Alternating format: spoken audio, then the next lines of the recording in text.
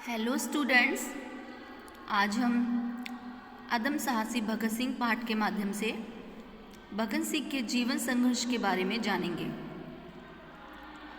इस पाठ में भगत सिंह के जीवन से संबंधित एक घटना का जिक्र किया गया है, जिसका हम विस्तार से वर्णन करेंगे। ये घटना काकोरी कांड के नाम से विख्यात है। ये घटना सन 1925 यानी 9 अगस्त सन 1925 को हुई थी। इस घटना में क्रांतिकारियों ने लखनऊ से कुछ दूरी पर स्थित काकोरी स्टेशन पर सरकारी खजाना लूटा था, जिसके आरोप में वे सभी जेल में बंद कर दिए गए थे। वो क्रांतिकारी थे राम प्रसाद बिस्मिल, राजेंद्र लहड़ी, रोशन सिंह, चंद्रशेखर आज़ाद आदि। इनका उद्देश्य, खजाना लूटने का उद्देश्य ब्रिटिश शासन के विरुद्ध क्रांति करना और हथियार खरीदना था। जब सभी क्रांतिकारी जेल में बंद थे, तो जब उनके केस की सुनवाई होती तो भगत सिंह उनसे मिलने वहां पहुंच जाते थे।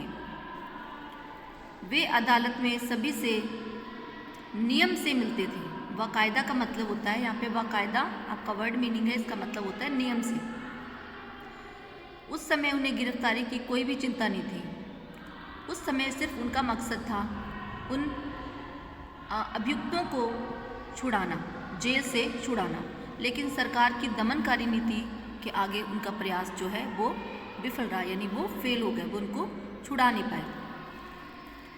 तो एक बार की बात है, भगत सिंह अमृतसर रेलवे स्टेशन पर उतरे। उन्हें कुछ अजीब सा लग रहा था। उन्हें ऐसा लग रहा था जैसे कोई उनका पीछा कर रहा है। तो उन्होंने देखा वाकई में पुलिस जो है उनके पीछे थी। लेकिन वे हमेशा की तरह उस दिन भी चौकन्ने थे, क्योंकि वो एक क्रांतिकारी थे और अपने देश के विरुद्ध वो कोई ना कोई क्रांति करते रहते। इस मसले में पुलिस जो है हमेशा उनके पीछे लगी रहती, तो इसलिए वो चौकन्ने थे हर बार की तरह। उनकी जेब में पिस्तौल भी थी। वे अचानक एक गली में चले गए। पुलिस का जवान भी उनके पीछे उस गली में चला गया। पुलिस वाले को चकमा देकर वो एक वकील के घर में घुस गए। जो वकील था वो उनकी जान पहचान का था। उन्होंने घर के अंदर भगत सिंह को बुलाया और उन्हें कुर्सी पर बैठाया। भगत सिंह उनकी इज्जत देखकर, इजाज़त लेकर पास में रखी कुर्सी पर बैठ गए। बैठने के बाद उन्होंने अपनी पिस्टल वकील के सामने रख दी। तो वकील ने उनका संकेत समझकर पिस्टल को मेज से उठाकर दराज में रख दिया और वहाँ से उठते हुए बोले, मेरे साथ आओ भगत सिंह। तो भगत सिंह वकील के पीछे पीछे चल पड़े। तो उन्होंने भगत सिंह की बहुत ज़्यादा अवभगत की और उन्होंने भगत सिंह को खाना खिलाया और कहा कि तुम यहाँ पर आराम कर सकते हो और मैं गेट पर पहरेदारी करूँगा। तो भगत सिंह ने स्नान कर विधिवत भोजन किया। उसके बाद वो आराम करने लगे। उधर वकील जो है वो गेट पर पहरा देने लगा। तभी एक सिपाही आकर वकील से पूछता है, क्या तुमने एक नौजवान सिख को यहाँ देखा है? तो उन्होंने कहा, नहीं, मैंने नहीं देखा। उन्होंने उनको गलत पता बता दिया। उसने कहा कि उस नुक्कड़ की ओर शायद मैंने एक व्यक्ति को जाते हुए देखा है। तो वकील साहब ने हाथ से इशारा करते हुए उस गली का पता बता दिया। पुलिस वाला मुस्कुराते हुए नुक्कड़ की ओर पहुंच गया।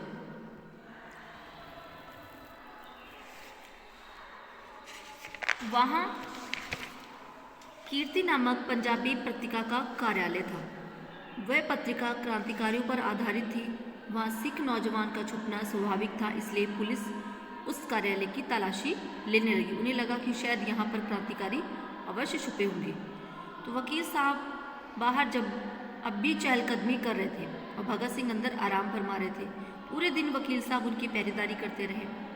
अब पुलिस उनके इलाके से जा चुकी थी। तो जब भगत सिंह को लगा कि पुलिस उनके इलाके से जा चुकी है, तो उन्होंने वकील से कहा कि अब मुझे भी विदा लेनी चाहिए। वे अमृतसर स्टेशन पर आकर लाहौर जाने वाली गाड़ी में बैठे। गाड़ी ने उन्हें सही समय पर लाहौर स्टेशन पहुंचा दिया। यहाँ से उन्होंने अपने घर तक के लिए तांगा बुक किया। तांगा कुछ ही दूर आगे गया था कि पुलिस वालों ने उन्हें चारों ओर से घेर लिया, क्योंकि पुलिस बराबर उनको ढूंढ रही थी। अब भगत सिंह किसी भी हाल में नहीं बच पाए। पुलिस ने उनके हाथों में हथकड़ी लगा दी और उनको थाने ले गई। उनकी गिरफ्तारी की खबर सुनकर उनके पिता किशन सिंह को बहुत ज़्यादा चिंता हुई। वे अपने पुत्र को छुड़ाने के लिए भागदौड़ करने लगे, जबकि वास्तविकता कुछ और थी। पुलिस ने भगत सिंह को लाहौर के दशहरा मेले में बम फेंकने का आरोप लगाकर गिरफ्तार किया था, लेकिन वास्तविकता ये नहीं थी। वास्तविकता कुछ और थी, यानी असलियत कुछ और थी। पुलिस काकोरी के डकैतों को पकड़ने में से परेशान हो चुकी थी। उसे पता चल गया था कि काकोरी खजाना नौजवानों ने लूटा है, और भगत सिंह उनकी नज़र में इसलिए खटक रहे थे क्योंकि उन्होंने सराबा का बलिदान दिवस खुले रूप में मनाया था और अकाली मोर्चे का स्वागत भी किया था। यही कारण था कि पुलिस ने उन्हें दशहरा बम कांड के आरोप में गिरफ्तार कर लिया। पुलिस उनसे काकोरी लूटपाट की सच्चाई गिरवाना चाहती थी। इसके लिए काकोरी केस के जांच अधिकारी तसदुक हुसैन भगत सिंह को रिमांड पर लेने खुद लाहौर आए। उस समय भगत सिंह को लाहौर के शाही किले में रखा गया। उन्होंने पुलिस के दबाव को बड़ी सहनशीलता से बर्दाश्त किया। उन्होंने स्पष्ट शब्दों में कहा कि मुझ पर लगाए गए सभी आरोप बेबुनियाद हैं, यानी सभी गलत हैं।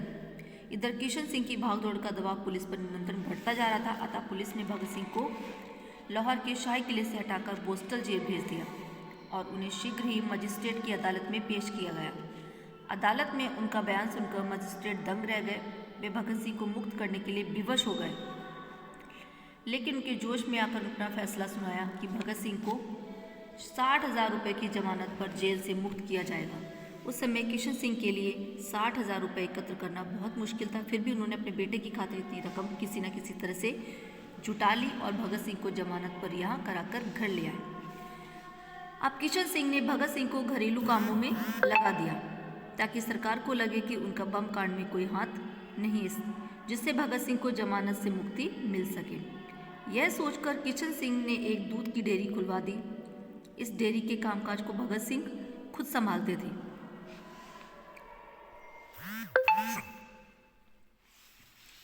उनका लेखन कार्य डेयरी पर चलता रहता था। उन्होंने उर्दू और पंजाबी पत्रिकाओं के लिए भी अपने लेख लिखे।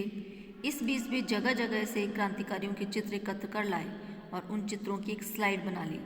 उन स्लाइडों को नौजवान भारत सभा के मंच पर मैजिक लालटेन के द्वारा दिखाया गया। उस दौरान क्रांतिकारियों की वीरता की कहानियां भी सुनाई गई। एक बार रात के समय मैजिक लालटेन से काकोरी के शहीदों के बारे में बताया जा रहा था, तभी अचानक लालटेन बुझ गई। इतने में भगत सिंह झट से उठकर खड़े हो गए। उन्होंने मोमबत्ती जलाकर अपनी हथेली पर रखी। हवा के कारण मोमबत्ती बार बार बुझ रही थी, लेकिन उन्होंने अपने दूसरे हाथ की आड़ से उसे नहीं बुझने दिया। इस क्रिया के दौरान उनका हाथ मोमबत्ती की लपटों से झुलस गया, पर उन्होंने इस बात का किसी को भी आवाज़ तक नहीं होने दिया। बाद में उनका जला हाथ देखकर वहाँ उपस्थित सभी लोग हैरान रह गए। वे अपने साथियों से लगातार संपर्क बनाए रखते थे। उनके कुछ क्रांतिकारी साथी उनसे मिलने डेयरी पर पहुंच जाते थे।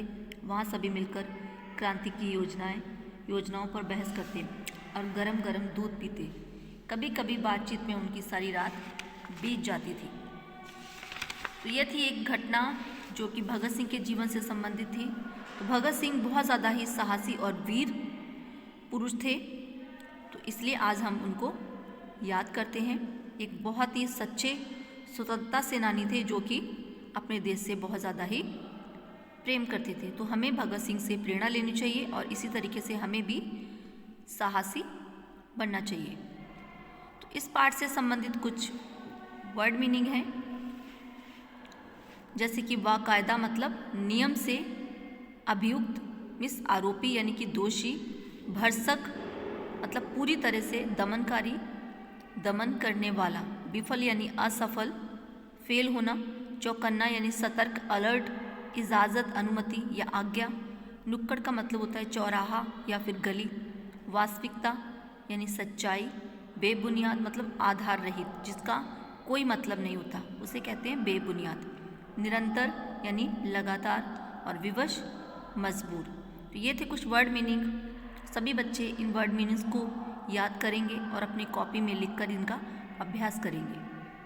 सो आई होप सभी बच्चों को ये चैप्टर समझ में आया है। So thank you and have a nice day.